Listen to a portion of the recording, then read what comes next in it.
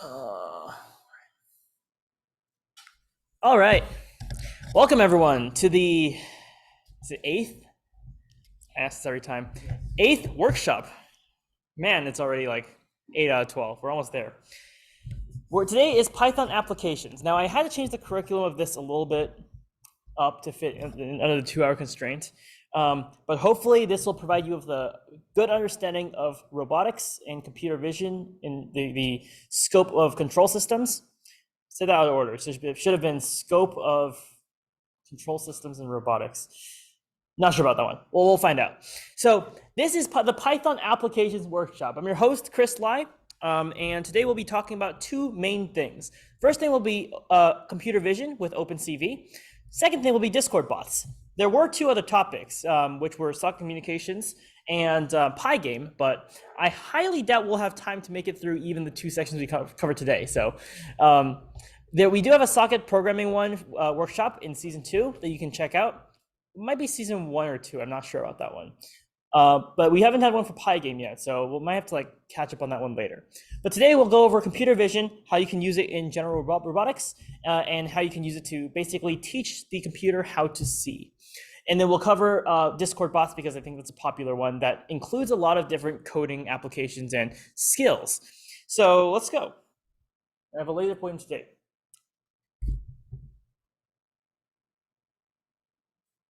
Okay, this laser pointer is garbage. I can't click to the next slide.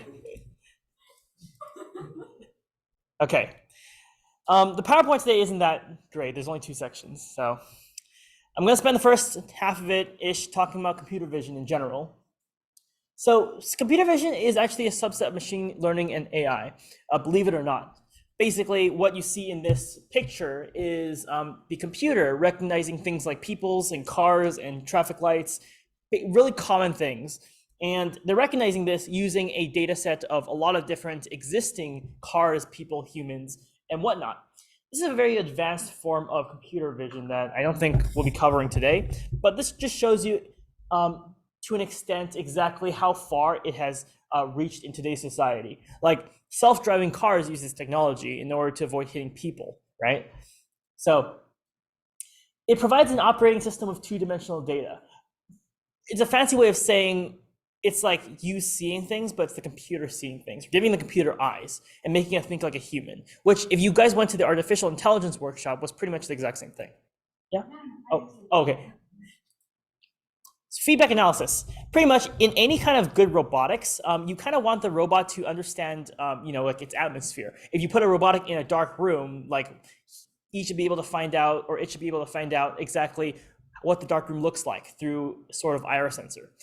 Or if you put like a Roomba on a floor, it should find out exactly what your room looks like so it can vacuum it, right? Anyhow, every robotics has a way of understanding what its environment is or its atmosphere. And they can do this using sensors. One sensor, for example, you may have used before is an ultrasonic sensor. An ultrasonic sensor is kind of a sensor where it outputs an ultrasonic wave, and the ultrasonic wave bounces off an object and comes back to it. And it measures that time it takes to bounce back, aligned with the speed of sound, and calculates a distance value for you. This is a basic way of a sensor. There's also IR sensors, IMUs, but the one we're talking about today is a camera. Believe it or not, a camera is a sensor, right?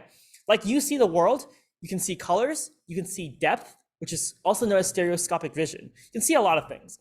Same deal with a camera. It can see color, can't see depth theoretically, unless you have a depth camera. And it can also see a bunch of other things as well.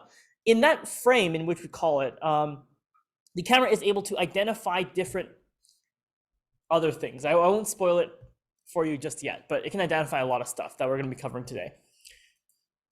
And we can use that, I went too soon, but you can use that. When I say feedback analysis, I mean it can use it to do other things. The camera sensor is an input, and everything else on the robot is an output. When I say everything else, I mean its motors, its arms, its legs, its whatnot, right? It also has a brain, but that's the processor. So your inputs control your output, which is basically the core of feedback analysis. The cloud edge computing processes section basically says if you have a drone in the sky that has a camera on it, how are you going to use that drone to avoid obstacles, for example? Because a lot of good drone flight controllers actually have the option of obstacle avoidance, which is actually really tricky to implement because your drone is literally flying and trying to figure out where it's going at the same time. Now, a lot of drone controllers don't actually have this capability because they're not powerful enough. So what happens is the packets that represent the camera data get exported to some other means, like let's say some other computer that's more powerful to, like compute the process. Cloud processing is pretty much throwing the image to a more powerful computer, like a 4060 or 4090 or whatever the newest GPU is these days, have it process the data, and then send back controls to the airplane or the UGV or whatever else robotics are using.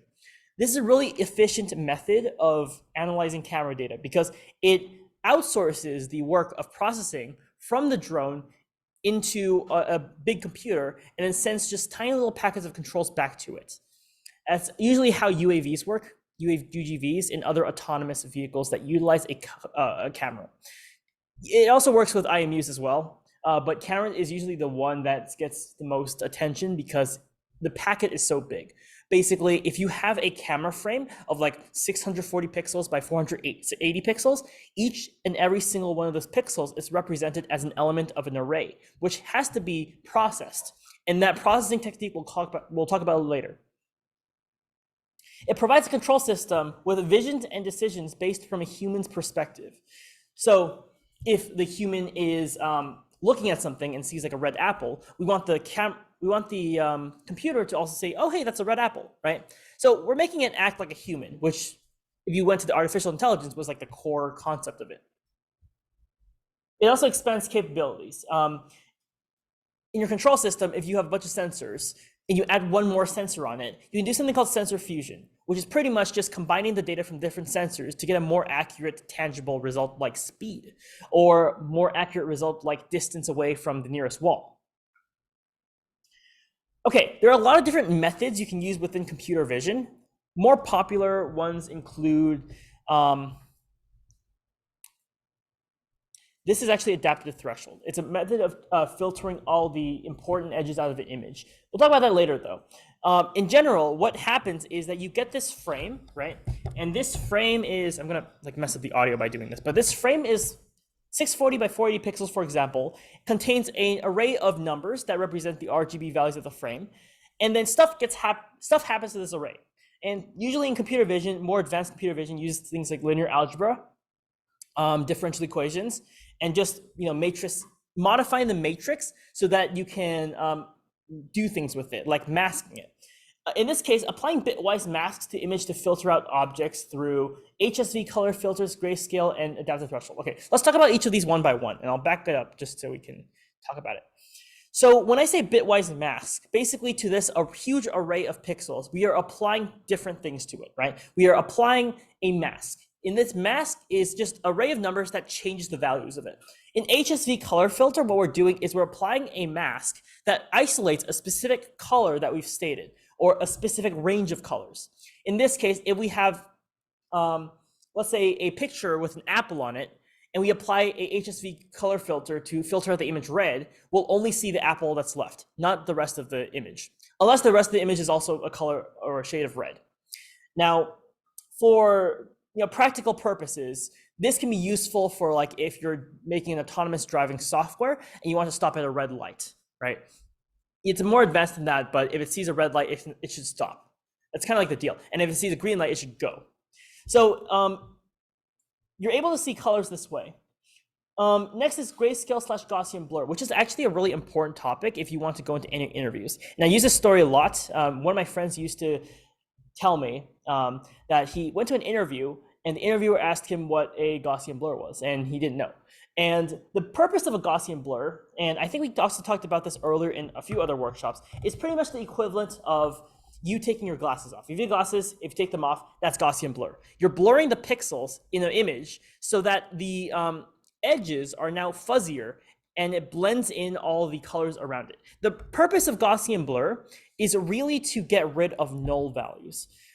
This is a really important topic because the camera is a sensor, and sensors are not perfect. They're inaccurate. And if you realize that a camera frame is literally just an array of 640 by 480 pixels, and each of those individual pixels has a specific value, that means that each of those pixels must be transmitted through the camera sensor into your computer via USB or any other communication method. Now, this is sometimes inefficient. It's most of the time you get a complete picture, but maybe like 1 or 2 pixels are missing, right? And you don't notice because it looks like a complete picture. But if you put it in an array, it will know, because it'll say that pixel has a value of 0. And that's not good, because if you have a 0 value and let's say you're trying to find the shortest distance to a robot, it's going to say that pixel is the shortest distance because it's 0, right? And that doesn't really make sense. So what happens is if you apply a Gaussian blur, you're getting rid of those null values by saying that null value is basically the same color as everything around it. It's kind of like Photoshop, but jankier, right? Yes. Mm-hmm. Good question. I like that question. Okay, an image. So let's not think about OpenCV. The question was, if we represent an image with array of pixels, how do you represent a video? So let's say if you have one image, you have an array of pixels. Let's say you have a flip book. You know how flip books work? So a flip book, or like say animation. Yeah. In terms of animation, a flip book is pretty much just a bunch of pictures overlaid on top of each other with a very small change. So when you flip through them really quickly, it makes an animation, right? But the flip book is literally just made out of a bunch of images. Same with like movies, right? Movies are literally just a bunch of images layered after each other very, very quickly. In fact, these are known as frames. And when we code it in OpenCV, we'll also reference them as frames, right? A frame would be one image. Now, if you have a video stream, you have a lot of frames, right? So these are going to be frames happening one after each other. Now, when you play any sort of cool video game or watch any sort of video or movie, you'll notice that usually you have something called the frame rate, right? So frame rate usually comes at frames per second. So how many frames are happening every second? So if you have like say 24 frames per second, that means you have 24 images happening one after the other every second. Right? And if you have a higher frame per second, like 128, that means 128 of those images are happening one after the other, right? The cool part about this is that if one image represents an array of those pixels, then a video is that same array multiplied by each frame that happens. So each image in that sequence of animation or video represents one array. They're just happening one after each other. So when you're dealing with transmission of data is really important when talking about computer vision because it's a lot of data, right? You have like 640 times 40, which is a really big number of pixels traveling through, let's say, a transmission line every single second. So it would be just 24 images. Let's say you have a frame of 24 frames per second, but it would be 24 images going through at the same time, equally spaced out by whatever like kind of frame rate you have. And so basically tricks your brain into seeing a video, right? But it's still represented by the same array as one image. Does it make sense? Yeah. So it's a tensor or it's an array that keeps getting updated? It's an array that keeps getting updated, not a tensor. We're not getting there yet. You can have it in TensorFlow, but it's a little bit advanced. We're not going to talk about that today. So just think of it as an array that keeps, well, it's an array that keeps going through some sort of transmission line to the computer or like whatever else you have. And it just keeps updating itself as you loop through it. So if you have a frame rate of 24 frames per second, you're looping through that frame like 24 times per second. And it's going to keep updating that array with new information from your camera. Back to Gaussian blur though. Really important concept, don't forget it. So it gets rid of null values. So you can have a Gaussian blur of like a specific radius, and we'll go over how to implement a Gaussian blur later on in the code. But basically it blurs all the pixels and calculates the average in which all the pixels are happening on the screen. Okay, adaptive threshold algorithm. Okay, this is the first mask that actually detects edges. So it's an algorithm that you apply to an image to isolate all the important edges and figurines that you see on there. So in this case, this picture on the right is actually adaptive threshold algorithm. The original picture is on the right, and then the filtered image is on the left. And you can see how it filters out the edges on the Sudoku puzzle. You can see the right half is like very great because it has great lighting. The left half, not so much. So it's able to see all these numbers, all these edges, even the text on the side. It recognized that because this algorithm detects edges. Also, kind of also known as a edge detection algorithm, but the official name is adaptive threshold, and we'll implement this inside of our visual detection software to recognize contours. But in general, whenever you do computer vision, light is very important because if you don't have light, I mean, if I walk into a dark room, I can't see, right? So if you put a camera in a dark room, it also can't see. It's a pretty simple concept, but like it's true for a lot of different applications. So contours, let's talk about what a contour is. So a contour is kind of like a boundary line drawn across a closed shape in the figure. So in this case, I don't really have any closed shapes, but I can draw like a contour around this 3, right? Because it's very apparent that it's isolated from the rest of that box here. And here is a picture of what the contour looks like. Actually, it's the same exact thing, but it's like if we filter it out using adaptive threshold to see a hand, and we draw the contour around the hand, there's a function in OpenCV that just says, okay, look, that's the most prominent thing on the screen. Let me go ahead and draw this contour around it. And so you can use that to detect basic objects. So in this case, this is a simple way of computer vision that doesn't recognize a car or a traffic light or anything yet. It just says, it's a blob on the screen. It's distinct from the rest. I can label it using a number, right? Now, if you have a lot of different contours, you can identify which contours are what using their size. Now, contours, and you got to use like NumPy and other like dependencies for this or something, but you can find the area of that. And if you have multiple contours, you can either do something called, you can isolate them using sorting algorithms, and you can use a threshold value to eliminate small contours, or you can also use other linear algebra methods to do things with them. And there's a method called homography, which I may or may not get to later. I'll go to it right now. Basically, have you guys ever like back in COVID where you had to like scan an assignment like or some homework on your phone? And like when you scan the assignment, even if you did it at like a very steep angle, like relative to the paper, it came out looking straight. That's homography. And it uses linear algebra in order to modify that picture in order to find the 4 corners of the paper and correct for that distortion. Okay. I like this one because we're moving up the ladder of computer vision techniques here. I promise this isn't just a computer vision workshop. So AR markers. Now AR markers are quite interesting. I'm gonna set the microphone down right now, so the recording is probably gonna get messed up here. So just a raise of hand, how many of you guys have heard of QR codes? Probably everyone? Awesome. How many of you guys have heard of AR markers? Perfect. Okay, so many people confuse AR markers and QR codes when they first see them, but trust me, they're different. This is an AR marker. Looks like a QR code, right? But like simpler. And a lot of robots and a lot of projects actually use this as a form of localization. Basically, if you show this to a robot, it's going to say, oh, I know what this is. It can track it around the screen. It can track its size to triangulate its distance away from it. You can have multiple of these AR markers so that it knows exactly where it is in 2-dimensional space, things like that. Basically, the robot can use this to track stuff.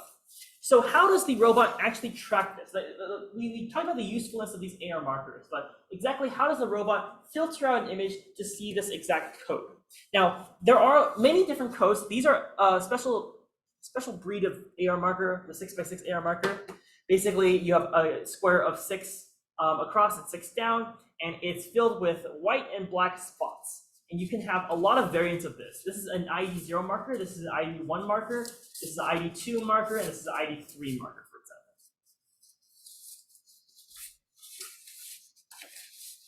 So how exactly does a robot see this AR marker? Okay, let's say we have an original image that looks kind of like this, right? There's AR markers on the table, and we are trying to go ahead and figure out what each of them are. So next we go ahead and apply the adaptive threshold algorithm to it. That's step 2. By doing this, we can see that things have been filtered out. And the AR markers are very prominent on the screen because they are literally just white and black. All right, third step, it filters out this and identifies it as a marker candidate. So basically it says, okay, that's a marker. Now, it does it for every single marker on the screen, it just does it one at a time. So the return type of this will actually be sort of like an array of different values that it could be. The fourth one, it removes the perspective. Now, I just talked about homography and kind of like the same thing as kind of your homework scanning. It removes the distortion basically. It takes it from a slanted image and puts it to a straight image. Next, it applies a grid to it. So it divides it into a grid based on what kind of AR marker this is. In this case, this looks like a 1, 2, 3, 4, 5, 6. It's a 6 by 6. So it identifies the black border and identifies everything inside of it.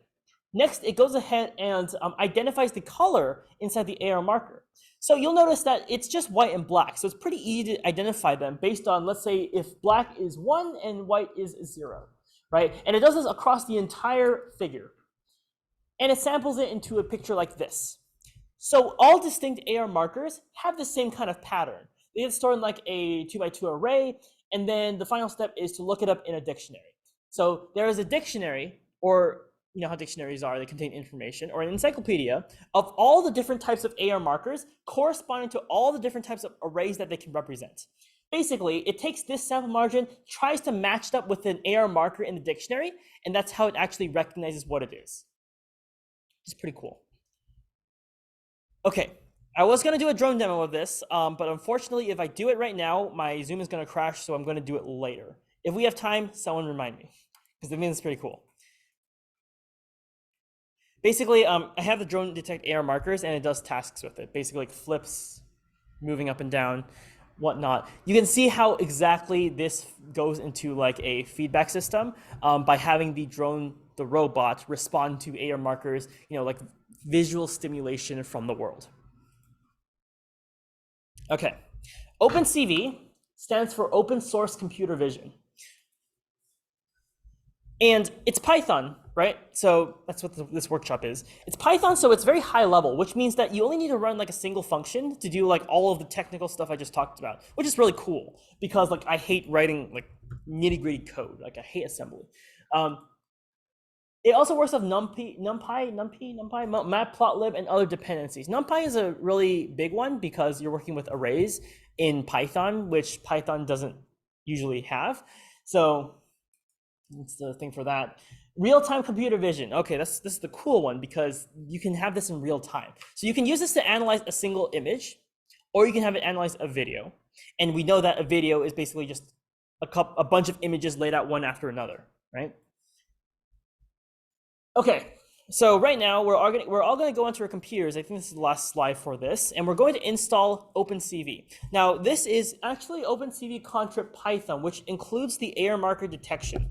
In your Visual Studio Code, you can just go ahead and type in pip3 install OpenCV-contrib-python equals 4.5.4.58 in the terminal window, and I will go over that right now. Before I do that, any questions on the technical stuff? Everything pretty clear? Okay, I'm good on time. Okay. Just make sure I'm still recording here. Okay, so I'm going to do next is I'm going to go ahead and go to my Visual Studio Code now. All right, so from the first Python workshop, I'm going to put my webcam down here in the bottom right corner. From the first Python workshop, we went ahead and downloaded Python and also installed a few dependencies in here. In the terminal window, what we're going to do is we're going to type in the command pip3 and then install OpenCV-contrib-python equals. And then I'm going to type in the version number right after it. So 4.5.4.58.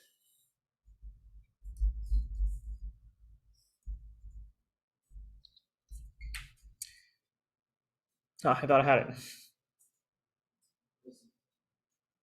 Okay, so again, this should be the correct version of it. 4.5.4.58. The reason for this specific version of OpenCV is that, yeah, what's up? It's not working? Okay, give me a second.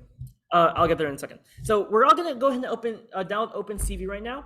The reason why we have a specific version for it is due to the fact that OpenCV was created in C, C++.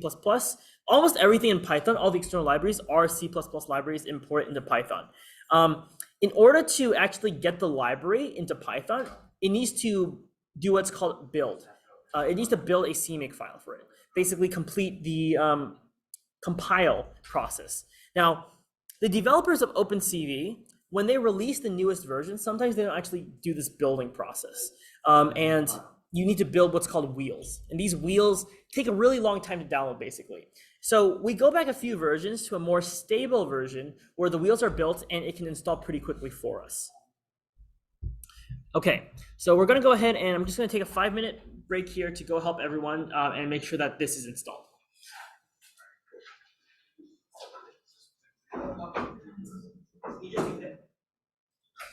Oh, if you guys don't have like pip 3, because that's a Python 3 thing, just go ahead and run pip, because pip will do the exact same thing. 0.58.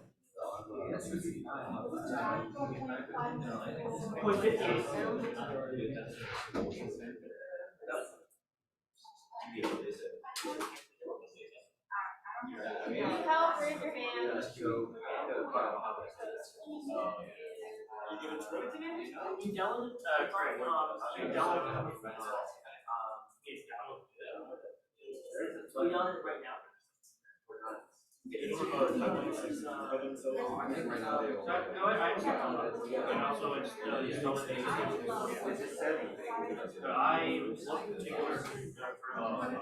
That's just what I did myself. That's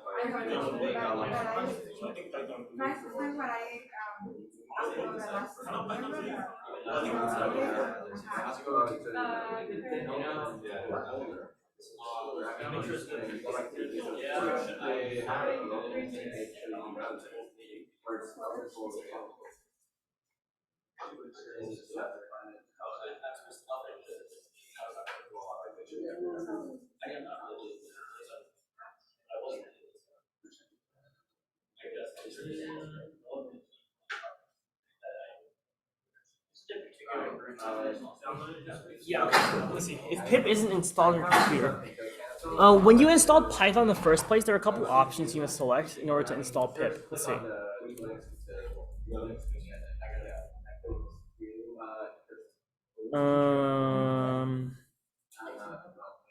If you install Python from source or install from python.org or homebrew, you should already have pip. Okay, let's go through the installer again. So for those of you who don't have Python and would like to download it, okay, you want to make sure you go to customize installation. You want to make sure you have pip installed. So this option should be activated. If that option is not activated, pip won't be on your computer for packages. So you gotta be careful. Anyone else need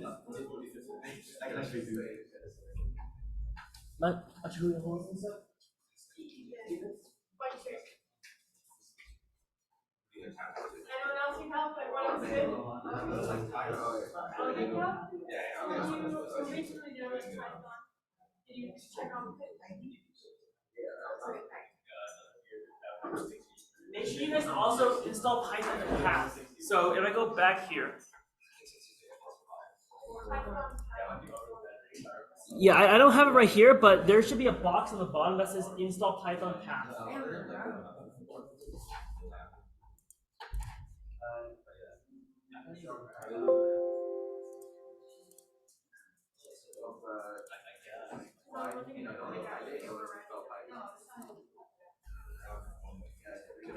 I'm gonna install it.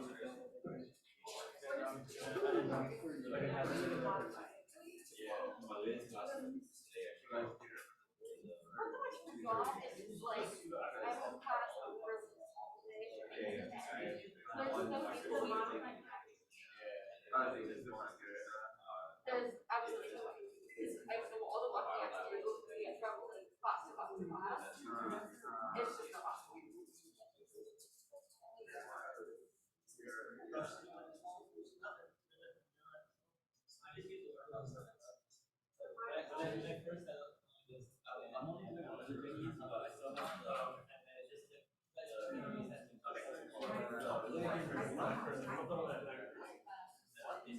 There's some error during she typed it in.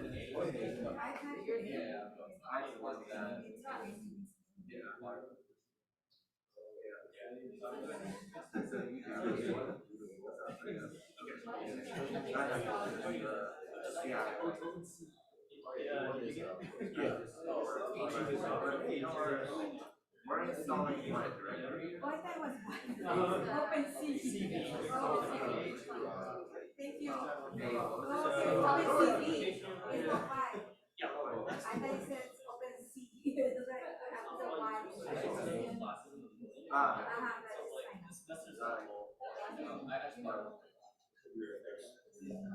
Okay, we got to move on.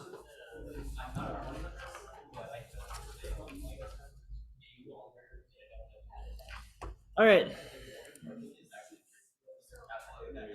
So what we're going to do next is we are going to go ahead and write a simple OpenCV script. Yeah, what? No. Let's let it record. Okay, so what we're going to do is we're going to write a simple... Oh, thanks. So what we're going to do is we're going to continue on. If you guys don't have it downloaded yet, Mancha and Yash are going to try to run around and help you guys. We're going to write a simple OpenCV script just to open the camera so we can see what's going on with our script. So we're going to, in every like Python script that requires dependencies, such as this advanced version of it, you need to import a bunch of stuff. So luckily for you guys, I have already determined the stuff that I want to import. So I'm going to go ahead and import numpy. Oops. Import numpy as np. Import cv2. Import imutils. Oops.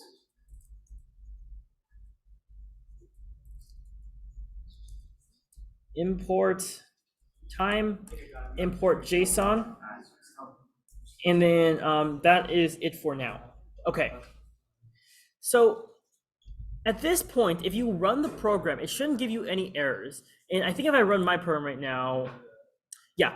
So you should be able to compile this. In case you are missing something like numpy, imutils, time, or JSON, you can simply download it using the same command. So it should be pip, oops, pip3 install numpy or pip3 install imutils, in case you're missing that.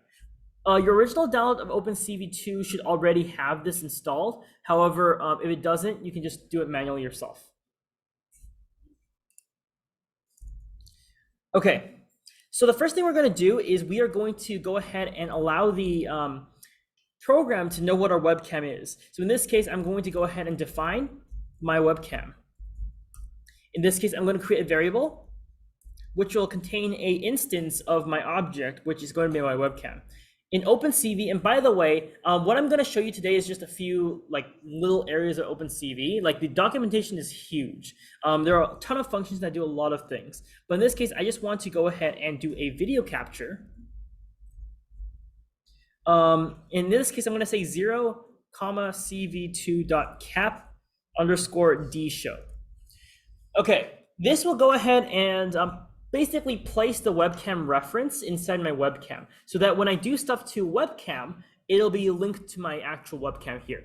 Now, when you guys run this, if it fails on you, you can go ahead and try -1 instead of 0. That will be your like your catch-all, because sometimes it doesn't like see that. So that'll be what it is. And if 0 fails, I actually have a fail-safe code that actually will go ahead and find it for you. It will be a compatibility checker. In this case, my compatibility checker is going to do the following things. It's going to read a frame. So it's going to read, try to read a frame from the webcam. If it doesn't exist, switch webcam references. Because basically what happens is when I tested this at home, I have multiple webcams attached to my computer. And sometimes like the multiple webcams confuses the program. So it kind of like doesn't know what's going on. In this case, what I'm going to do is I'm going to go ahead and do _comment_frame equals webcam.read. This function basically takes a single frame from the webcam, whatever is going on in there right now, and places it directly onto your screen, or actually into the frame. In Python, the standard practice for things that you don't use is putting an underscore, basically saying, I don't need that information, right? In that case, that underscore contains like ret information, which is basically just the statistics of the webcam. We don't really have a use for it, so we're just gonna like dump it away. We're gonna say, okay, it's underscore. We're not gonna use that information. And in this case, I'm gonna go ahead and print the frame just so I can show you guys what it actually looks like. Okay, from this point, we're gonna try, we're gonna make a try catch block. In the try catch block, we're gonna go ahead and say if frame, or if not frame, then I'm gonna go ahead and set my webcam reference to cv2.video capture. -1. Oh, is it too small? Sorry. Yeah. View appearance. Zoom in. There you go. How's that? Okay. Awesome. Okay. So basically, when you set things to -1 as the argument of cv2.video capture, it runs a complete scan of your computer to find all the different webcams. If it exists, great. If it doesn't, then we have an issue. It's probably like no webcams on your computer or something. I don't know. Okay. Basically, does anyone remember what the not keyword does in Python? Checks if empty, right? So in this case, if frame is equal to a none type, which means there's nothing inside the frame, it'll go ahead and try to assign it to a next one. And you can only do this in Python because Python's weird. In the except, basically, if this throws an error, or if this doesn't happen, or if something happens to video capture, we're going to go ahead and print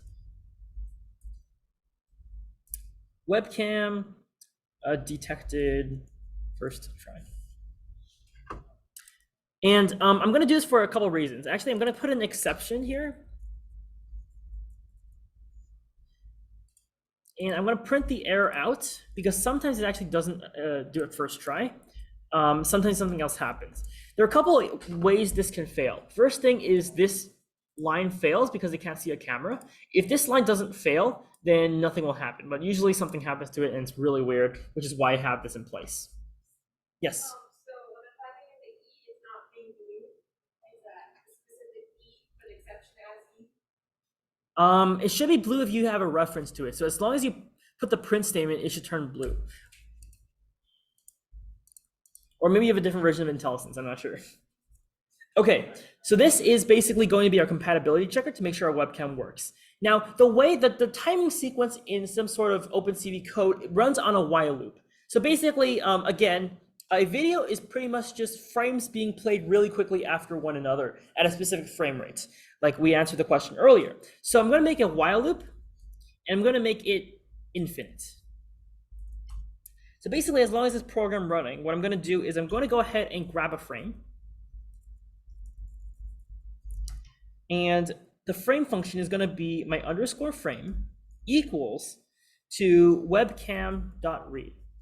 Because the .read function is going to go ahead and just put a frame inside the frame variable. And we all know from the lecture before that the frame variable contains a big array consisting of what each of the pixels in the image are assigned to. And we're actually going to go ahead and take a look at what that array looks like in a bit. So in this case, I'm going to go ahead and what am I doing? I skip a bunch of steps because we're not doing that yet. So what I'm going to do is I'm going to do cv2.imshow. What this function does is it shows the frame to the screen. So what this is going to do is it's going to open a pop-up that shows us what the webcam is seeing right now. In this case, cv2.imshow, we're going to put this as webcam, which is the name of the screen, and then I'm going to show the frame. Okay, now we're going to add a failsafe if we want to quit the program. And CV2 or OpenCV has a bunch of functions that allow it to detect key presses while it's inside of the window. So what we're going to do is we're going to go ahead and implement one of these key presses. So if cv2.wait key 1, and I'm going to go ahead and bitmask this to 0xff just to make sure we don't get any extraneous things happening. And this is going to equal to board Q. Okay.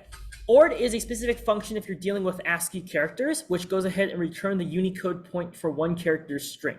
Basically, if I press a key, it doesn't actually go into the computer as a key. It goes into it as an ASCII byte.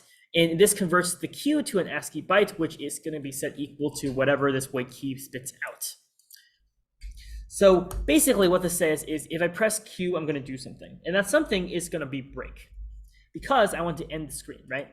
The only way out of an infinite while loop, by the way, is a break or your program crashing. And a break will allow everything else to continue after the while loop ends. So after the while loop, I'm going to go ahead and safely close all windows, because you don't want to leave anything hanging, because that'll ruin your computer, basically. So if the while loop is still closed, but there's a bunch of background processes, like the windows, occurring, it's going to be a problem. So in this case, I'm going to go ahead and do a webcam.release, just to make sure that the webcam variable no longer has something attached to it. And then I'm going to do a cv2.destroy all windows. And this should be able to close my webcam. So what we wrote here is a basic script that allows us to actually read what's coming in from the webcam and have it be live on our camera. So what I'm going to do now is I'm going to go ahead and disable my webcam on Zoom, because you can't have two webcam sources at once. And I'm going to run this script. So in this case, I'm going to go ahead and just press run. And what happens is we get a window with, it's like a kaleidoscope effect. We get a window with my webcam being active, and I can move this around, and this basically just came from my script. So if I want to see my face or whatever comes out of my webcam from my OpenCV script, I just go ahead and write this, run it, and there we go.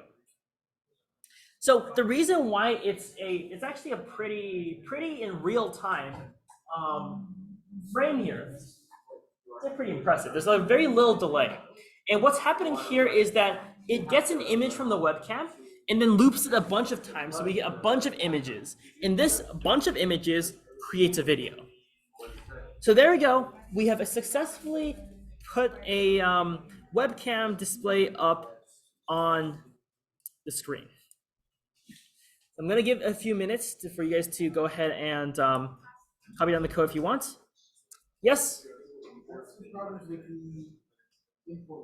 With the imports? Which ones? Well, mine's not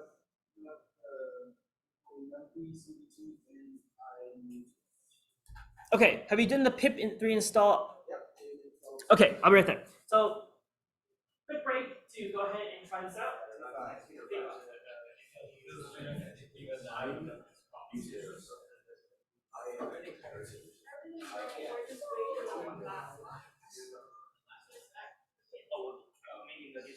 Does anyone need a code that's lower than this, or are we good to this point?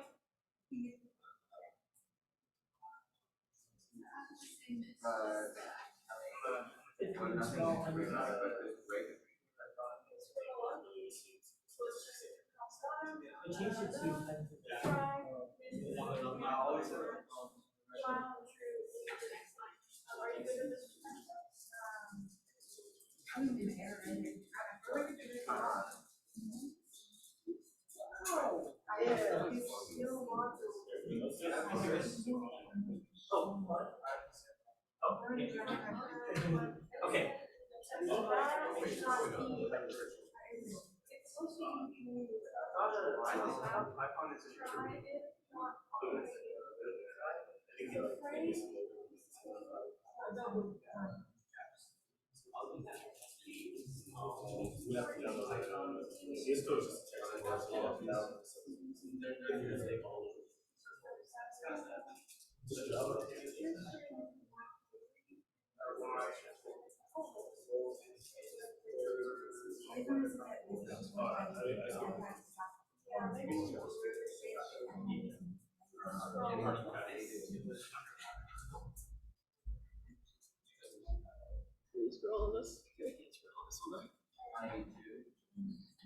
Hi. I'm hacking this. Did you write? Yeah, you might have typed this wrong. Did you spell it right? Yeah, I did the same thing. Okay. It could be a different version of Python. Chris, is this only in certain version of Python? No, it's an all version. Okay, so we're missing something. So let's check our code from lines 1 through 18 right now. Everyone go through it. If we're having problems, need help, raise your hand. We'll look over it over. Oh.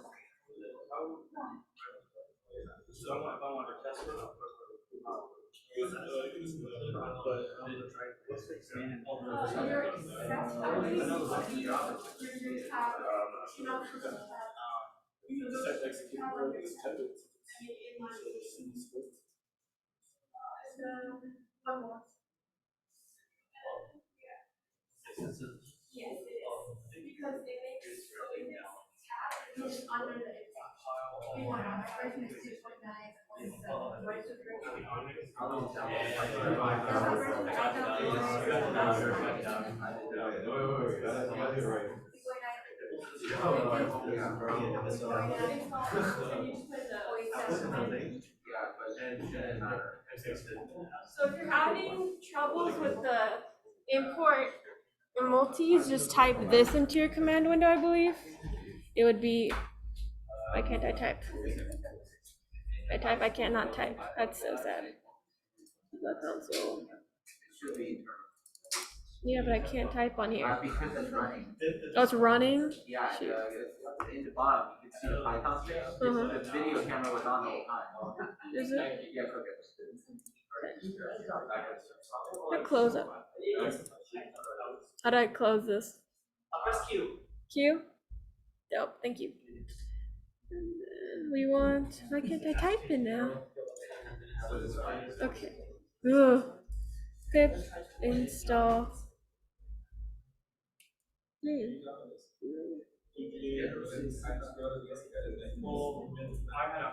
MU and then whatever it's called. IMU. If you type this in, hopefully it'll import it in from the Python website. Make sure you spell it right. Did it work? Did it work, Maria?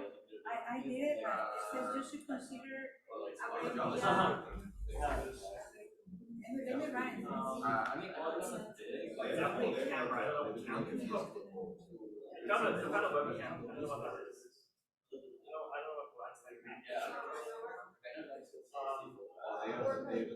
It work for you? Yeah.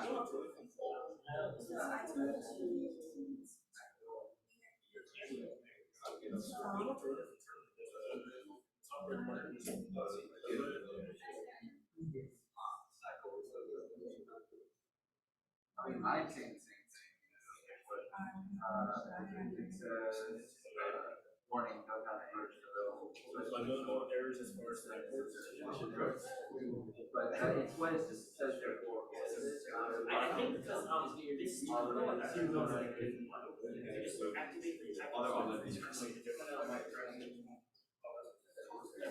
Okay, thank you.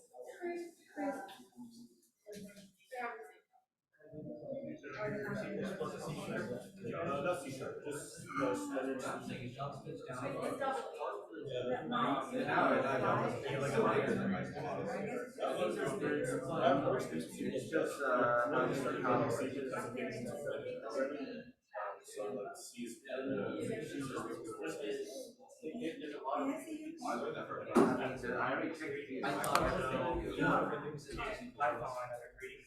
I already checked the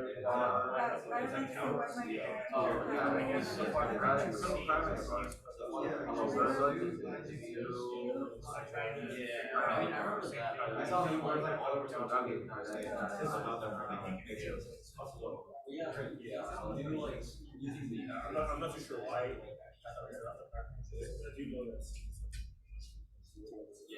I'm trying to show all of it. Hopefully you can see it. It might be too small. Steven, can you see it? Yeah. Okay, you're on Zoom, so you can see it. Okay. Everyone, check your code. Anyone else having problems other than these two? Okay. Okay. Yeah. You just need to install that one function.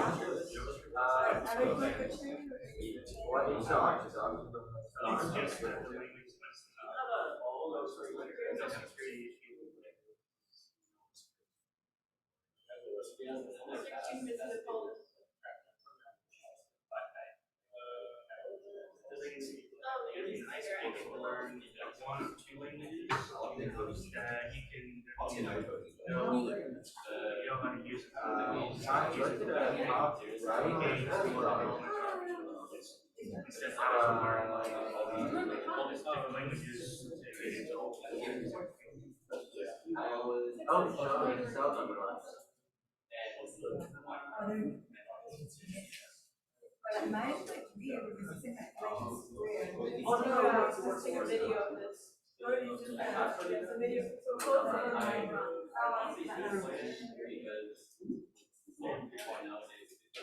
Okay, let's continue. Oh, yeah.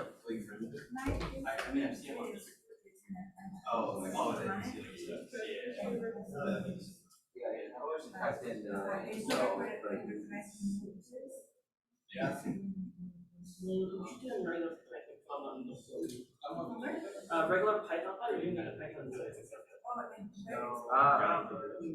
You did not Py file, and then you could install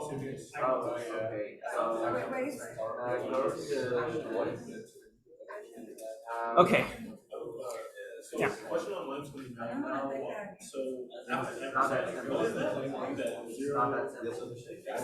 A good question. So the question was on line 29, what is that character after the ampersand? This is a hex character that represents the ASCII number 0.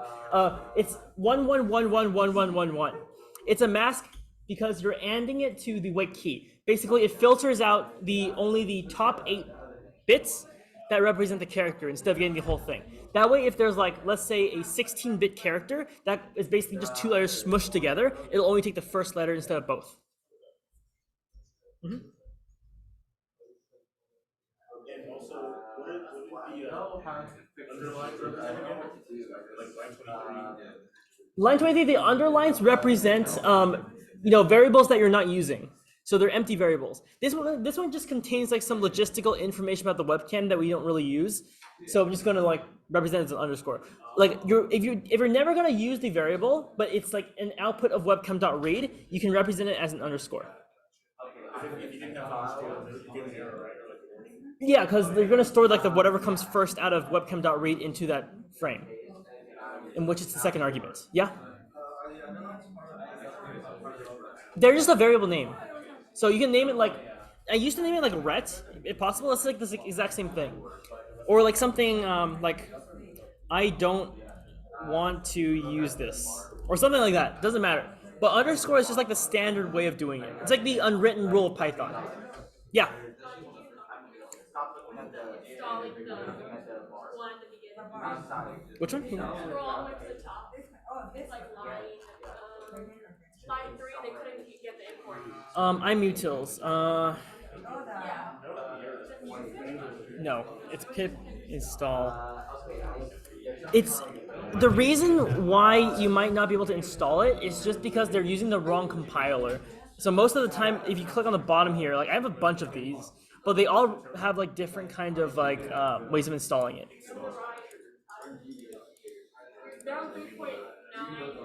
If you download the 3, okay, give me a second. I mean, I think the text file thing, she was for me, it's been one. Okay. I don't have a job.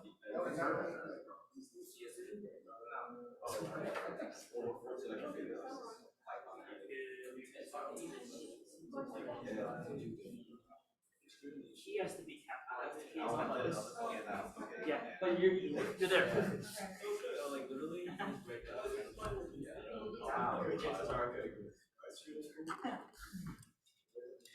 Okay, are we ready to continue? Okay, I'm gonna have to do some cropping out of this video then. This is for later.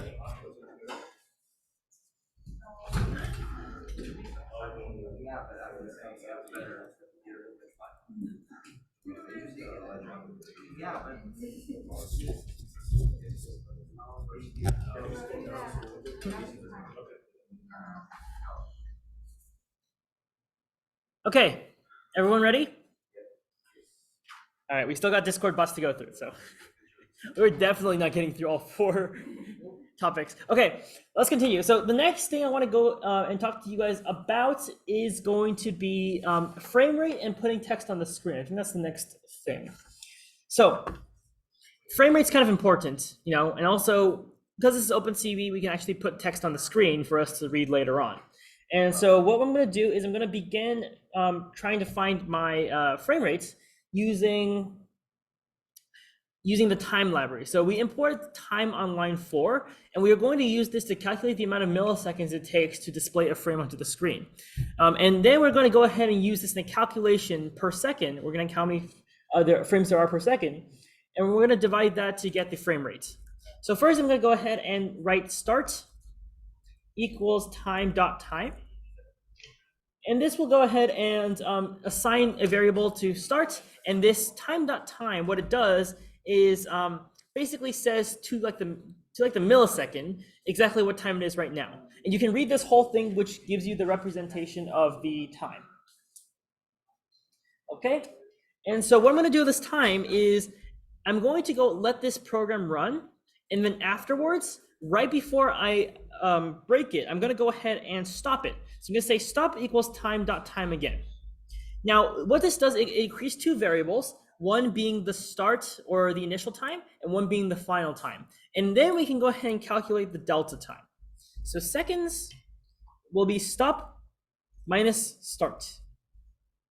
And this second can be, you know, like milliseconds too. It doesn't have to be like regular seconds, because that would actually be way too slow to calculate.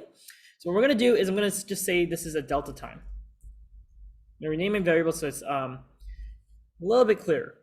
So my delta time is just going to be the difference between the stop and the start. And then what I'm going to do is I'm going to go ahead and calculate frames per second. So what I have up there is time, which is seconds. And so for me to get the frequency or the frames per second, I just go ahead and take 1 and divide it by the number of my seconds, which is delta time. And boom, FPS now contains how fast my program is running. Now for harder programs, this number will be slower, but for right now, it should be a constant-ish value. So that's great information, but I want to go ahead and display this on my screen, kind of how like in video games, you have the option to display the frames per second on your screen to see if you are experiencing any issues. So what I'm going to do is I'm going to introduce you guys to the text display. What I'm going to do is I'm going to move that down here, because before I show the screen, I'm going to go ahead and put the frames per second reading on it. So what I'm going to do here is I'm going to go ahead and display the FPS. Now, under the CV2 library, I'm going to go ahead and put a comment here that's saying display FPS on the screen. There's a function called put text. And this put text has a bunch of arguments. Now, you can like read through this, and it's going to be a pain in the butt to do so. Actually, IntelliSense gives you a good menu as to exactly what each parameter does. This is the Python docstring, by the way. Yeah, question?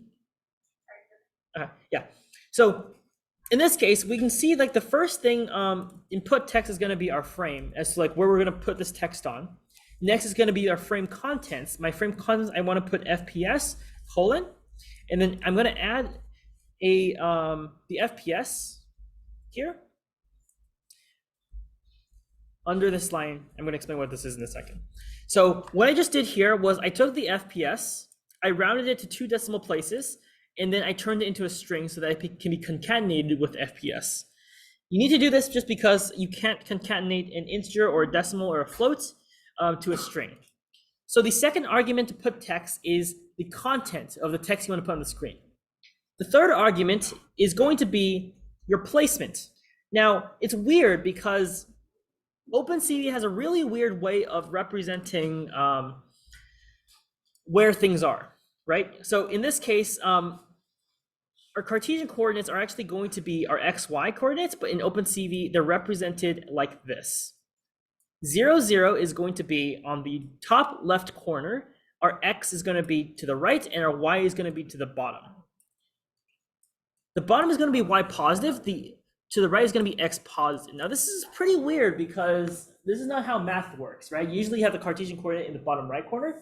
So what happens is if we go down in the frame, it's going to add our Y coordinate. So in this case, if we have a 640 by 480 frame, from the top right corner, actually I have a laser pointer. Why am I doing this? So, oh, this is so beautiful. 2 laser pointers, okay. So basically from the top here, what's happening is if I have a 640 by 480 frame, it's gonna go 640 to the right and then 480 downwards, right? And so this would be 480 and this would be 640. So where they meet is gonna be the coordinate 640, 480. If we want to go negative, which you can do actually, you're going to have to go negative in this direction, which is going to be to the left, and that's going to be negative x. And then if you go up in the y direction, it's going to be negative y. The reason I'm going over this is because when we place text on the screen, we have to figure out which location we have to place it in. In this case, I'm going to place the FPS display on the bottom right corner, which means I'm going to have a, I'm going to guess basically my dimension, which is going to be 50, 450, right? So X is 50, which means that if I have a screen here, X would kind of be to the top left corner, and then 450 would move it all the way down to the bottom left corner. So that would be the placement. Next, I'm going to go ahead and change the font. The font is going to be CV2 dot, I'm going to use font underscore Hershey complex. This is just a random font. You can read the CV2 documentation to find all the other font libraries you can use, which is pretty interesting. So next, I'm going to go ahead and also change the, I believe this argument is now the font scale. So I'm going to scale the font for 0.75, and then I'm going to change the color. You can also see IntelliSense guides you through it. So it tells you what each parameter means. So we're on color now.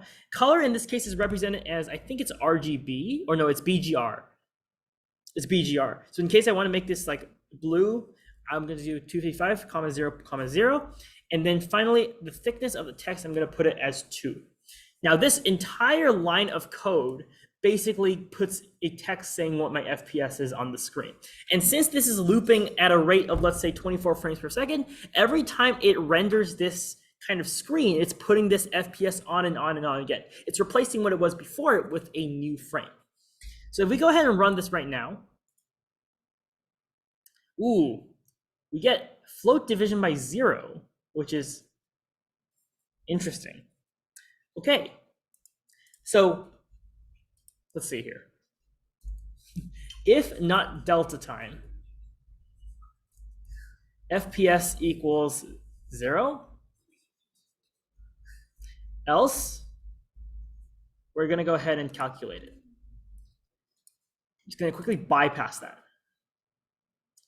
Okay. Does anyone know why my code's not working right now?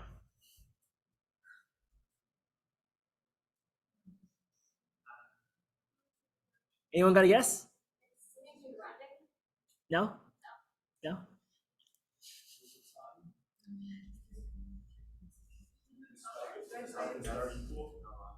No. So assertion failed, SRC empty. This means my webcam doesn't exist. I'm having my webcam on Zoom right now, right? Oh, yeah.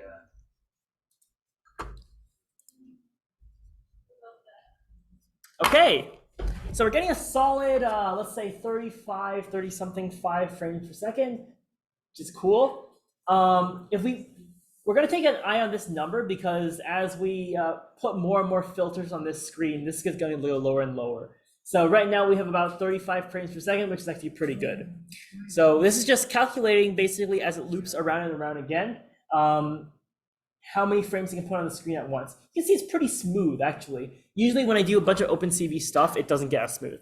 When you run into like more of the complex object detection, when you like run through the data sets to find exactly how much or like what something is, usually you'll like run down to like 7 or something. It's weird. Yeah. Can you scroll up so you see where line 22 is? Yeah. Scroll up and just look. Line 22. So line 22 is just start equals time.time. And time.time gets you to the exact millisecond as to what time it is right now in the world, with reference to, I think it was like January 1st, 1970. Yeah, so it's ordinal time. Okay, so now that we get past this, we can finally start applying some filters, which is the fun part. Okay, let's go ahead and apply adaptive threshold. Now, it's really cool that you applied adaptive threshold because it detects all the edges in your image, and that's cool to see. So what we're going to do is we are going to go ahead and actually make a new frame here. So actually, why do I have stop time here? Oh, okay. Okay, just kidding. We didn't put any filters here yet. Okay, the first filter we're going to apply is going to be known as the grayscale filter. Now, grayscale is used in adaptive threshold for it to easier recognize edges. It doesn't need color. It's not HSV filtering, so it doesn't actually need color to be seen, which is why if you grayscale it, it makes it a lot simpler to analyze. So in this case, the grayscale filter, I'm going to make a new variable called grayscale, which contains a frame. By the way, just side tangent. I never showed you guys what an actual frame looks like, but this is what a frame looks like. So it's just an array of a bunch of numbers representing the RGB quantity of each pixel. And it gets truncated because it's such a large array, right? This is not just like, this is an array of like 700, I think it's like 14,000 pixels, I'm not sure. But yeah, that's what it looks like. Anyways, grayscale. A grayscale variable is going to contain a grayscale filter of my original frame. So I'm gonna go ahead and do cv2.cvt color. And this is going to contain my frame, comma, cv2.color bgr2 gray, like that. Now this filter is going to be applied on top of my original frame. It's kind of the same thing as using Photoshop or Snapchat. I don't know if anyone uses Snapchat anymore, but if you apply a grayscale filter to anything, that's what it's doing. It's getting rid of all the color, it's overlaying something on top of it, which is called a bit mask. And if you go ahead and actually show what the grayscale filter looks like, you actually can do it by going ahead and just going down here, going cv2.im show. I'm just gonna call this window filter. And then I'm gonna say frame. Oh no, would be grayscale. Okay, with this one line, when we press the play, actually, I'm just going to close this. When we press play, we should see two windows pop up. One being the color window and one being something that makes me look like I'm from 1980. So, yeah, this is code. So the line that started this was, the line that started this whole thing was grayscale equals cv2.cvt color frame, and then the parameter you put in, which is the binary extension that allows you to mask the image or mask the colors away, is cv2.color_bgr2 gray. Scroll down. To show the frame, all you do is run this line cv2.im show filter, and then you apply grayscale to it.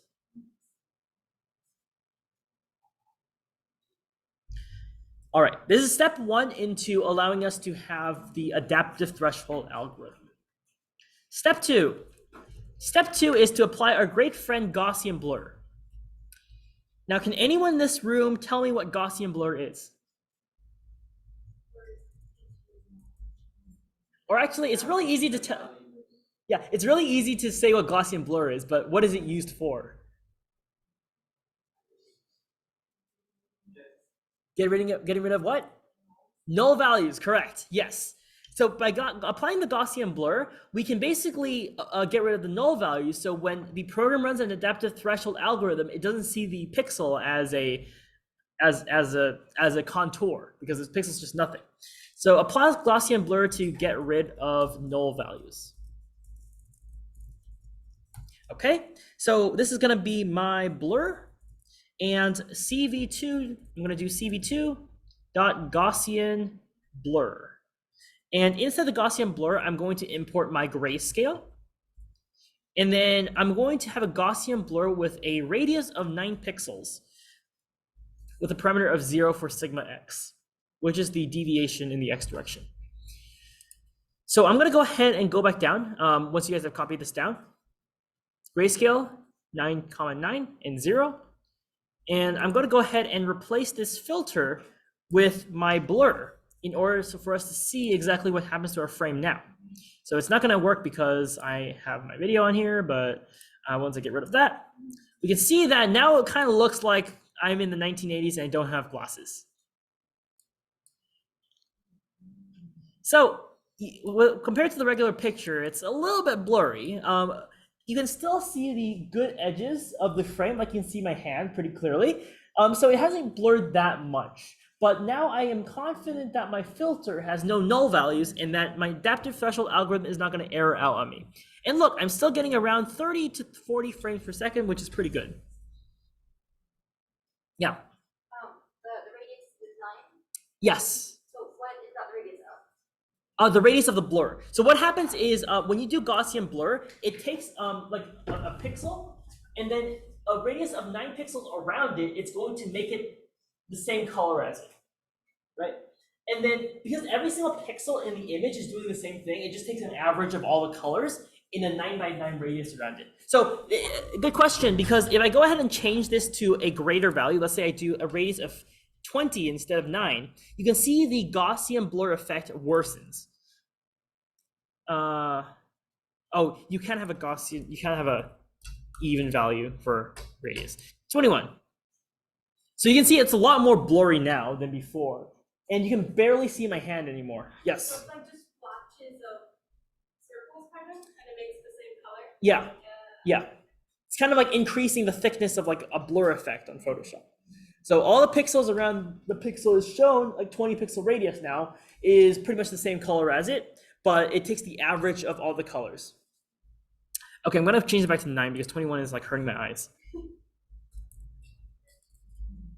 Okay, so we have applied the grayscale filter. We have applied the blur filter. Now we apply the adaptive threshold algorithm, which basically allows us to make this thing look pretty. Four pretties. So I'm gonna go ahead and apply adaptive threshold filter. In this case, this is gonna be my threshold variable, which is equal to cv2.adaptive threshold. And under adaptive threshold, I'm going to pass in my blur frame, which is going to pass in the blur frame into this algorithm. Now, I don't actually know what these values mean anymore because adaptive threshold has a bunch of fun little parameters that allow it to be able to work. But you can read the documentation if you're interested. So I'm going to put in 255, which is the max value. And the next one is going to be your method of, this one is the method of propagating the adaptive threshold algorithm, in which we're going to use cv2.adaptive, and then we're going to go throw it into Gaussian underscore C. Next is going to be cv2.thresh binary, and then we're going to say this is going to be 23, which is the threshold type, comma 3, which is the block size. I'm going to use guys a second to write this, get this down. What does it say I'm missing a? There's a letter N.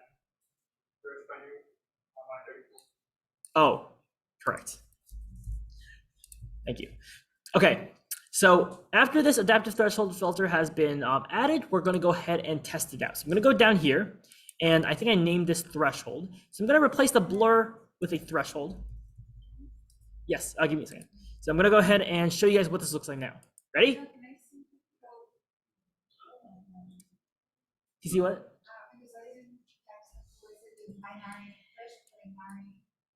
It's just thresh binary. And then 23, 3. So while you guys are copying that down, look what has happened. So, there's a lot of light in the area. So it's going to say, I'm going to find all the contours. And it just so happens that my face is a contour, so now it looks like I'm bald. But you can see if I hold my hand up, you can see kind of like an outline of things that are on my hand. That black outline, that's a contour, right? If I hold this laser pointer pen, you can see that it recognizes it on the screen. So because this is a generic object, we can use it to our advantage in order to find objects. So we can say if there's a black object on the screen that's about this yay size high, and the contour detected around it is this size, then I'm going to go ahead and say this is a pen, right? It's so accurate, it actually recognizes the little things on the screen too. Okay.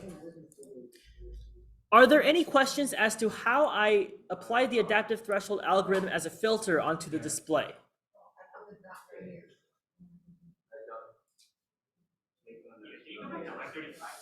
Line 35.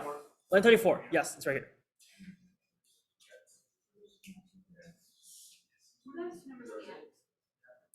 This number is the type of algorithm performed, I believe. Not actually completely sure about that. This one would be the block size. No idea what that is either. You're gonna have to read the documentation on that to like clearly understand what it means, but for the sake of clarity, I actually don't know what this means. I just know it works. Questions? Everyone good? Everyone ready? I'm still getting the regular Okay, you should go ahead and in your cv.im show you add a second line here that actually gives you the filter. What? 23 is the type of algorithm performed and 3 is the block size. Yeah, sensitivity. Algorithm type. Just look at the documentation for I honestly don't know what this means either. Like, I'm gonna be completely honest with you guys. I don't read half the functions that are used here because they're really complex.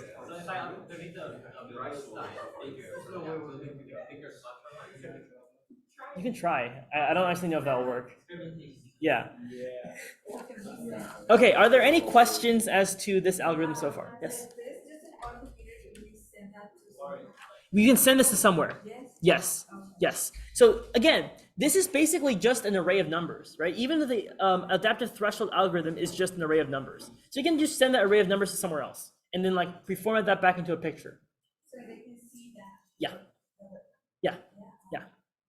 Actually, that's foreshadowing because like I had that planned for the future demonstration. So, yeah. Question? Okay. All right, so we're gonna move on. And so we're gonna go ahead and figure out what the contours are of this screen. Now contours are just a circle or a trace around a full object. And the adaptive threshold can produce a lot of contours. So we're gonna go ahead and identify these in a bit here. Okay. So after I apply the adaptive threshold, I'm gonna go ahead and find contours. So I'm gonna make a variable here called counts.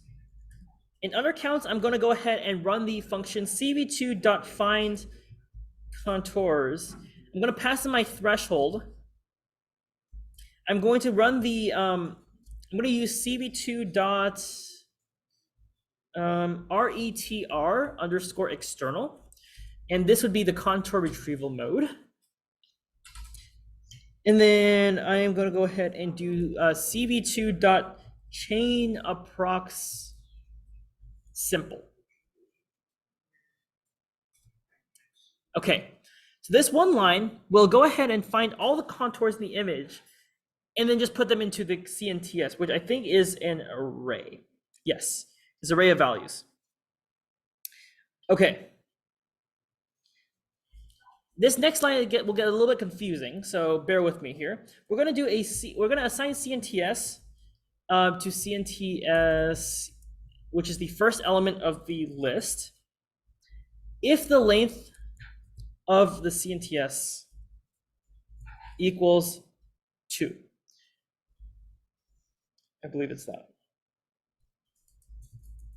Else CNTS 1.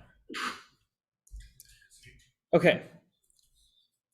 So after this line, which just detects if the contours are empty, we're going to go ahead and actually start filtering them out. Because CNTS consists of all the contours that have been detected inside the frame. So in this case, I'm going to go ahead and loop through it now. So for C and CNTS, so for each of the contours I'm looking at, I'm going to head and calculate the area by running the function cv2.contourArea and pass in C into it. This will give me a basic number, which I can use to find the contour area from. Now, if the area is greater than 10, and 10 being a threshold value, and this would be in pixels, we're going to go ahead and run cv2.draw contours, and we're going to draw on our main frame. We're going to draw the contour C, put it at -1 for the, what is this thing? Parameter including the contour draw. If it's negative, then all the contours are drawn. Okay, then it just draws all the contours. So, and then we're going to go ahead and put this as 36, 255, 12, which is the color in which it's drawn. And then 1 is going to be the thickness. So Yash, this is going to be your contour thickness if you want to like increase it. I know this for a definite fact. Okay. So this little block of code is so powerful that it allows you to draw the contours on the screen. So if I go ahead and press play now, you can see that on my main screen, it has drawn all the contours. Great. So now if I put my hand out here, you can see that it actually finds my hand and sees it as a contour. Now it's a little bit blurry, so it might not actually see that as a case, but right now what it's doing is it's highlighting all the big contours that have the size of greater than 10 pixels. So you can see that the text on the screen is actually being triggered as a contour, which is pretty interesting. You see that this is also, the laser pointer on the screen is almost a contour. You see it kind of meshing with the edges there. So this would be the fine contours, and this would be the algorithm that finds it in the first place. Now it's interesting because we can look at the frame rate. Frame rate seems to be pretty high so far, even though we did a bunch of calculations. You have to realize that when it does this frame calculations, what it does is it basically has to do this every single frame for every single pixel, go through all of these filters, and actually get you the results in record-breaking time. So computer vision is actually a very fast process. It's a very efficient process. And it's really amazing how when you get better at this and actually use this for some kind of machine learning application, where it can actually recognize an apple being an apple and a dog being a dog, that sort of thing, it actually has to scan through millions of images to understand that it's a dog. And it's actually very complex. So that's computer vision. Yes. Questions? Oh. Okay. Are there any questions for this?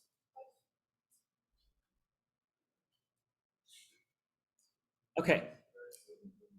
Let's do a little choose your own adventure kind of deal. Now I can go on and talk about AR marker detection, or we can go ahead and do Discord bots right now. We only have time for one, so. All right.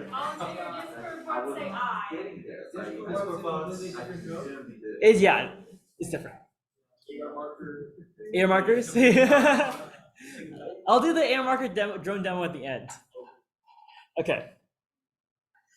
I might borrow Mancha's computer for that, so I can start recording on Zoom. You have GitHub Desktop, right? You have GitHub Desktop? Okay, cool. Get it ready. Okay, so what we're gonna do here is, actually no, just Mancha, I'm gonna have you record it on Zoom, and you can just send it to me afterwards. Yeah. Okay. So we're gonna do Discord bots. I'm gonna go ahead and relate the Discord bot back to this because I have a really cool integration thing. I think Murray's also interested in that. So we're gonna save this for now, but it's pretty cool how we can actually parse an image and find out, look, it's like around my head and everything. So it knows I'm like a contour. So if you want to track your head around the frame, you can actually kind of do this like pretty evenly. Although AR markers would definitely be the better choice if you wanted to do some kind of like robotic following something that, AR marker is better for localization generally because it actually is a tangible object you can see on the screen. Okay, so we're done with computer vision now. Let's move on to the second application of the day, which is Discord bots. No, just be on here until the end, and then I'll stop the recording for here, and then we can just attach it like afterwards. Okay.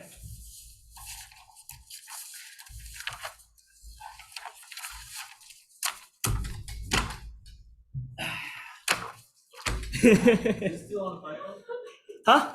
Yes. Okay. So Discord bots. How many of you guys use Discord? Everyone. Okay. Great. This is going to be very relatable subject.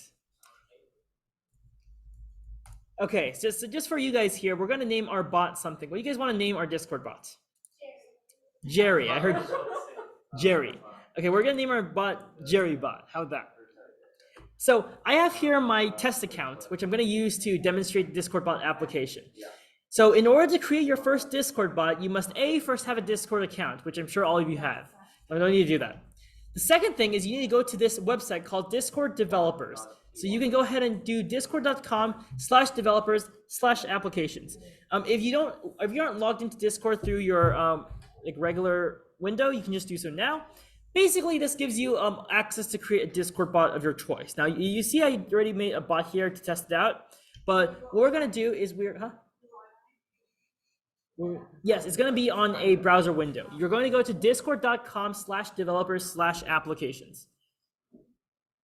And then you're going to go to applications and you're going to click on new applications. In this case, we're going to create a new application called JerryBot. And we're going to accept terms of service. Discord bots are kind of like a third party, well, it's not a third party application. You're using Discord's own functionality to perform tasks with it. So Discord has created this little dependency that allows you to do things like read messages, send messages, create chatbots, play games. Those cool little Discord bots that allow you to organize your tasks. Like for example, I created a Discord bot, which basically is like a homework bot. I put my homework assignments in, I say when it's due, and it reminds me every like 4 hours that I have homework due. So you can do things like that. It's basically like an event planner, except that you code it in Python. Now you can code Discord bots in JavaScript, but like I personally don't like its interface, so I don't use JavaScript that much.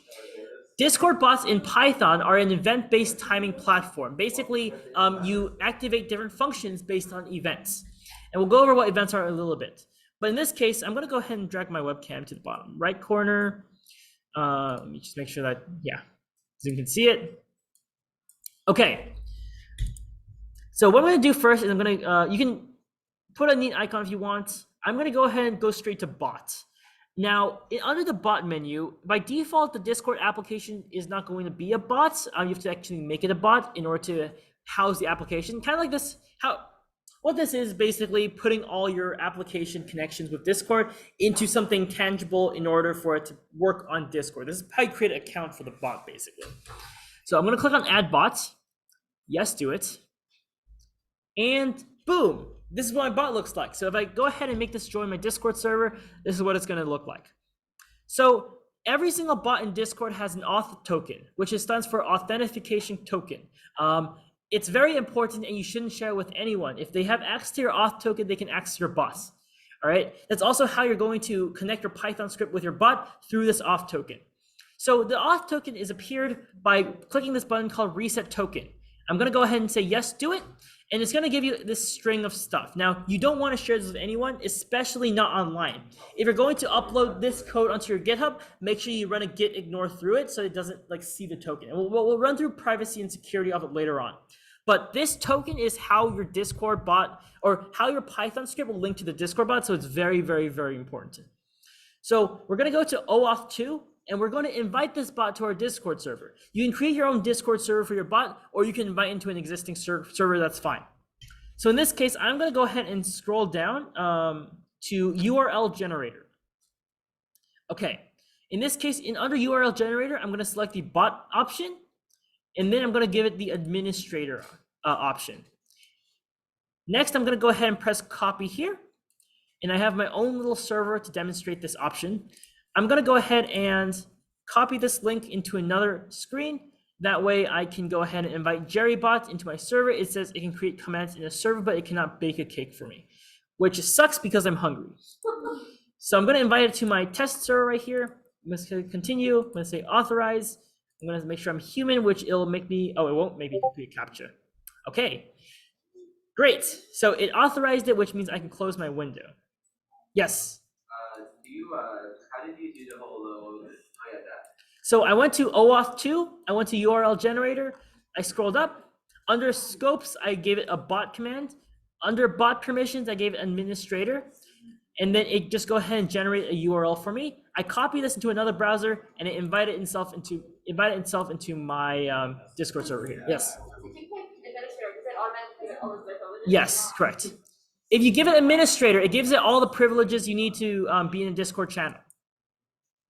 Okay, now this is new because they changed this like a month ago and never told me about it. So like, I think there's like an additional thing I have to give it. I'm not sure. Okay, the additional item you have to give your bot is this thing called message content intent. If you don't select this, your bot's not gonna have the ability to read messages. It's a little permission that got created, and I don't know why they created it, but it's annoying. And when I was trying to make the test code for today's workshop, that just like got me stuck for a long time. Anyways, so make sure you check message content intent, which is under the bots menu. Huh? Oh yeah, and save changes. Yes, yes, thank you. Okay. Now we can actually create our bot. Under the bots.py, or actually first of all, I think we have to actually import, so do a pip3 install of discord.py. And this should automatically install discord.py into your computer. That's the dependency that you're gonna install. And if you don't have pip, I kind of need pip for this. Can you briefly explain again what pip is? It's a package installer for Python. So it installs different libraries that we talked about, like NumPy, OpenCV, Discord now. And the equivalent of that in a command prompt kind of view, like, is going to be sudo apt install. So if you're installing packages like Node.js or something like that. Mm-hmm. All right, we're going to import our packages. So I'm going to import Discord. And then I'm going to say from discord.ext import commands. Now, self-made commands don't actually exist anymore in Discord. We have to use the extension, right? Because this gives it more functionality. And I'm also going to do from discord.utils import get. Not get a snowflake, just get. It's gonna, I don't know what that is. Okay. Next, I'm gonna go ahead and import some timing libraries like in Asyncio. I'm going to import JSON, I'm going to import time, and I'm going to import random. Okay. Next, I'm going to go ahead and run my program just to make sure it runs and there's no issues. If you don't see any error issues, you're generally good to go. If you see something like no discord.py found, you need to install that like you installed imutils and the other OpenCV library.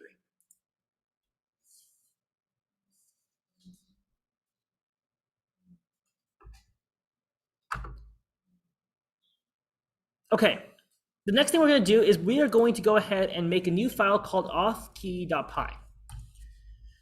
Now under authkey.py, this is where you're going to put your auth token. Now we're creating this in a separate file just because in case you want to upload this onto GitHub or publicize your code, the people outside don't get access to your bot. It's important because you don't want people hacking into your bot and like defaming you for some reason. So I'm going to go ahead and put my auth key equals, and I'm going to create a string. Now I'm going to go back to my window here, and then I'm going to go to my bots. I actually have to reset my token here. Make sure you copy your token, and then go back to your Visual Studio Code and paste it inside authkey. Now once you pasted it, this is how your Python code is now linked to the Discord bot. This kind of like string of characters here is what represents the bot inside your Python script. Under bot.py, we are going to go ahead and import to authkey in order to get the authentication token into our Python script. Next, we are going to go ahead and initialize bot information.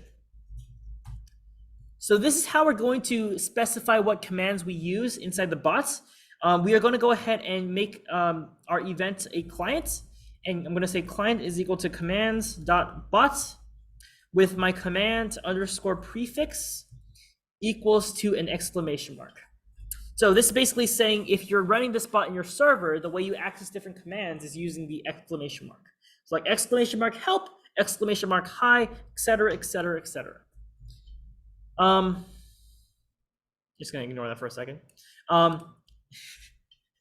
We're also gonna go ahead and say our token is going to equal to auth key dot auth key,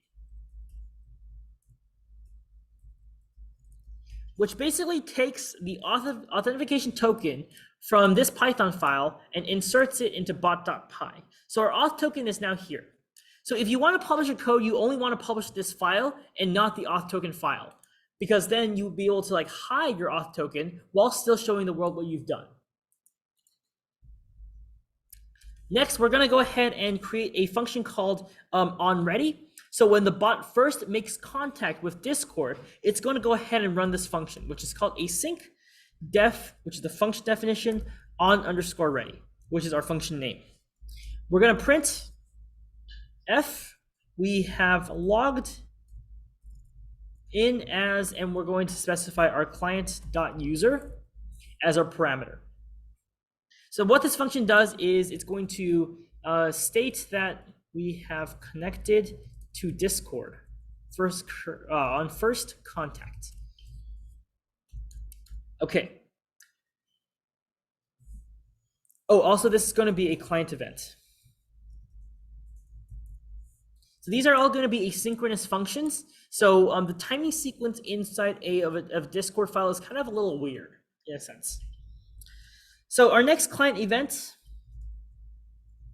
is going to be an onMessage event. So this event happens every single time a user writes a message.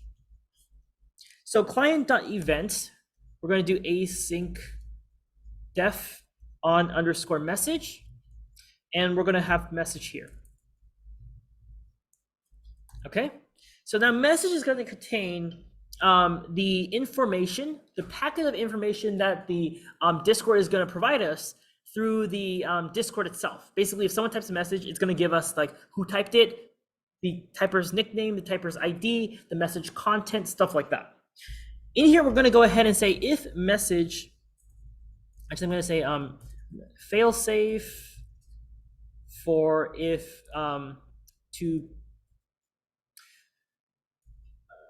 so the bot ignores messages it types out itself. So this is going to be if message.author equals client.user. So client.user would be the bot itself, and message.author would be whoever's writing the message. So if the bot outputs a message to Discord, it actually recognizes it itself. So we don't want it to be an infinite loop. So in this case, I'm going to go ahead and just return nothing. Okay. Otherwise, if that's not the case, then I'm going to make an F string. I'm going to go ahead and just print the message.author.name and what they wrote. So message.content. Okay. And I'm also going to go ahead and do an await client.process_commands message. You can see in this function, it processes the commands that have been registered to the bots and other groups. Without this coroutine, none of the commands will be triggered. I spelled message wrong. So you'll notice that a lot of the functions we'll be writing, like kind of like print statements, but for Discord, is going to contain the await keyword. This one is part of the asynchronous library and allows for this function to be blocking. Basically, it has to complete before doing something else, which is important because the timing sequence, again, doesn't function like regular Python functions. It's a bit weird. So now we're going to go ahead and make our first real function, right? So if we're going to make it a hello world function, so I'm going to do a client.command. Now it's going to be a command this time around. And I'm going to say pass_context equals true. And you can read the documentation here for more information about what pass context is. So under pass context, we're going to go ahead and make another asynchronous function. So async def hi. Now I'm going to say ctx here. And whenever I have any sort of parameter inside of this function, just know that it's going to be a packet of information related to what's going on inside of Discord. So in this case, ctx here, and I'm going to do await ctx.channel.send. So it's going to send this message to the channel in which the user sent from, basically a reply. So in this case, I'm going to do an F string. I'm going to say hello, and then ctx.author.name. So this will be the name of the Discord account that sent the message. Okay, so this would be a simple, I'm going to say this is a command, simple hello to the user.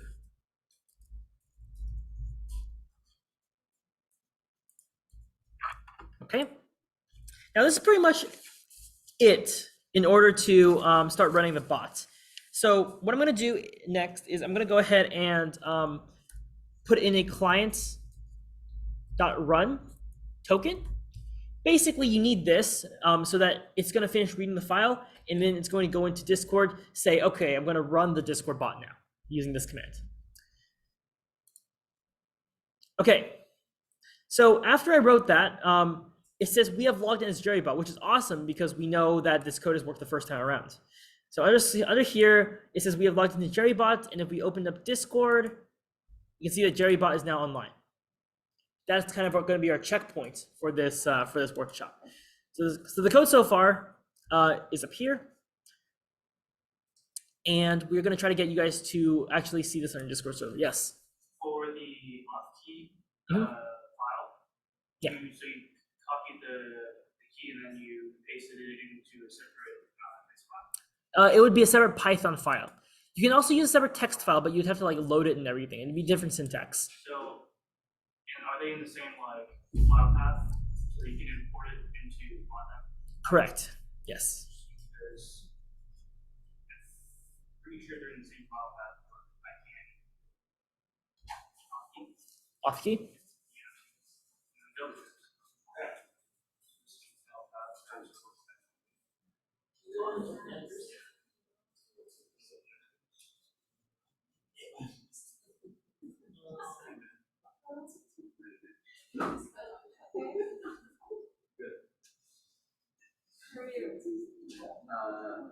Do you happen to know the whole installation thing? Just doing install what? Yeah, it's that. I got it. It's not on the your intent would be the setting. You want us to like, no, Fine, though. What's it bought? It's what? I mean, I've got pretty much all of it down. sure. I installed the Discord library. I have done that, so. Yeah, so pick next Let me check that.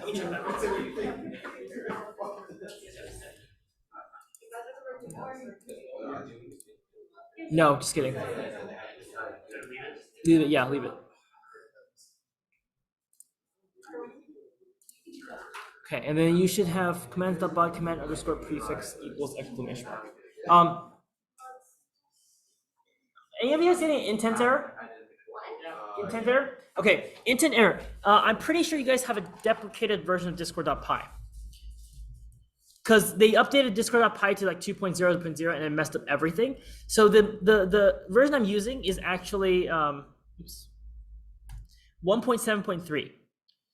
So again, this is a nice little life lesson to not always download the most latest version possible. Because they added so many security features, it just ruined everything. So go ahead and download discord.py, and then after it, put equals equals and put 1.7.3. And that should fix the intent error. Yes, so the command would be pip install discord, or pip3 discord.py equals 1.7.3. And this was the version I originally coded this on, so it should work for you too.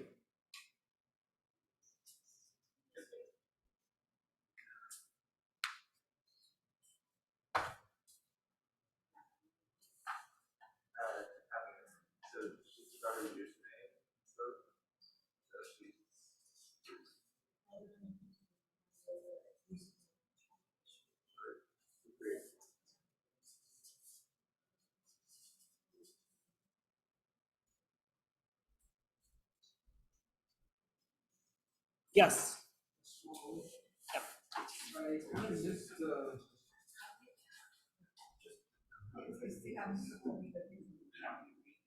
Because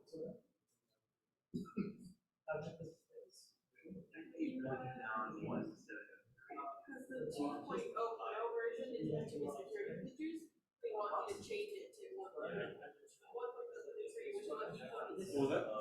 But it says version 2.0 requires you have the installed and it will override.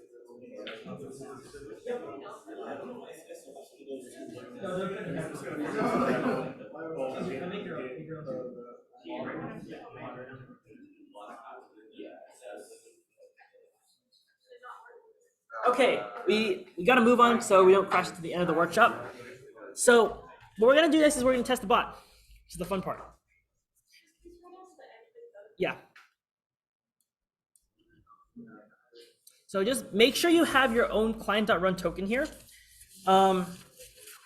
just to make sure it runs properly. Okay, we've logged in. So we go to our custom server. We put in exclamation mark, or let's just say like something first, right? I'm gonna do on my fodder account. I'm gonna say this random string of line, and if we go back to the Visual Studio Code, we can actually see it basically map that down onto the terminal window. So our on message function works properly. Next, we're gonna go ahead and type in exclamation mark hi. And Jerry Bot said hello CPP Hyperloop. So our bot works. So you should be able to type in exclamation mark hi, which is going to be your command, and it should output you hello CPP Hyperloop. Now I believe it already has a built-in help function. Yes, it does. Okay. You can actually edit this to be whatever you want. You can Google how to do that, but by default, it just tells you exactly how many commands there are in your script right now. So the bot works, it's pretty cool. Now, there are a lot more functions you can do with the bot, and I had a whole like 4-page code paper here that I'm gonna release to you guys later on, so you can play with it. But I'm gonna show you exactly like what you can do with the bot. And there are a couple different options here. And I'm gonna use my other code to do it. So at this point, I would say just listen to whatever features there are. You can go ahead and download the source code later on to implement it and try it out for yourself. You can try out the code yourself, just make sure you use your own auth key so you don't access my bots. Because that happens. Okay, so for the last 5 minutes, let's go over some fun features, because I think fun features are fun. Okay, so under my Hyperloop bot.py, my original script, every single command you put in, you can make your own chatbot, needs to have the client command before it. So here's where we left off. We had the hi function. I also put in a little game I coded up. That's basically a guessing number game. So it would be the bot makes a random number and you have to try to guess it, and then it goes through a huge state machine that basically propagates through the game, right? And I can play it and it'll make more sense. But this is just a little game you can have with the Discord bot. You can also have an image, and this is where the connection from OpenCV comes. Because what happens is if I run my CV test, it's easier than CV test. So, let me just say about this. So an additional function I put in the CV test is actually right here, where I can press the keyword C in order to capture whatever image I have right now on the monitor, and it'll save it to my computer. Now, this is important because in Discord, you can output a picture onto the chat. That's the interesting part, because we can actually take the picture from the cvtest.py, run hyperloop.bot.py, and since the picture command is just exclamation mark image, we'll go back to our Discord here where our loopbot is now online. We can do exclamation mark cam.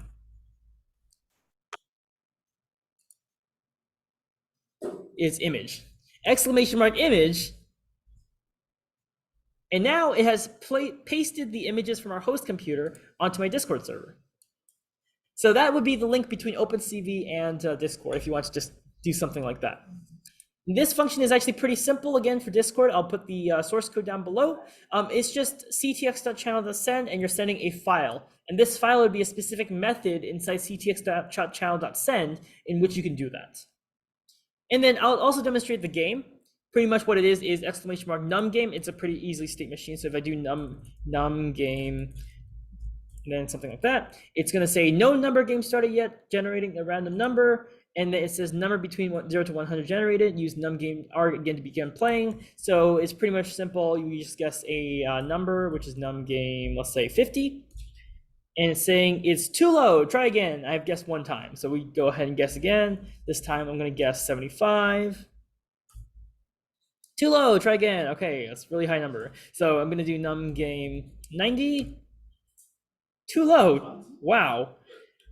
Num game 95. Too low. Why should it be like 100? Num game 99. It was 99.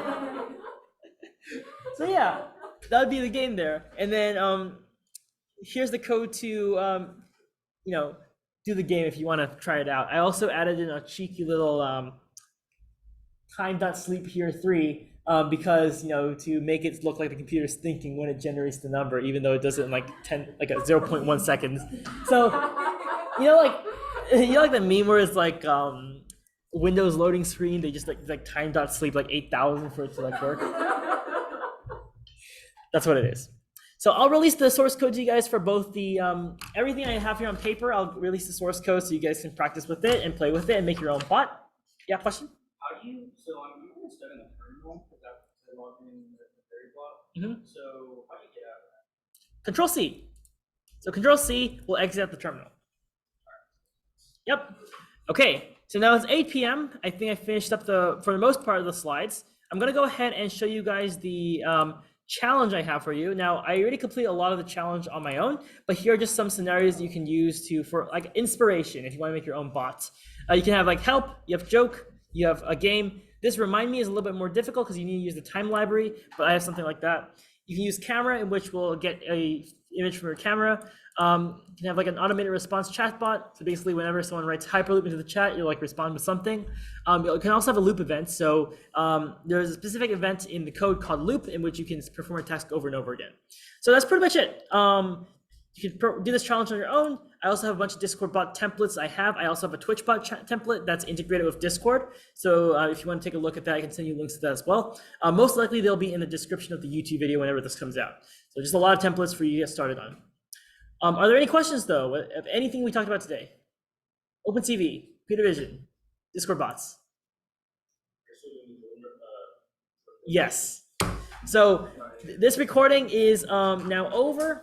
And there may be another video or two in which I do a small little cheeky drone demonstration, but hopefully you guys enjoyed today's workshop, and we'll see you. Oh, question? Okay, I can do my outro. Thanks for watching, guys. See you next time. Next week soldering. Bye-bye.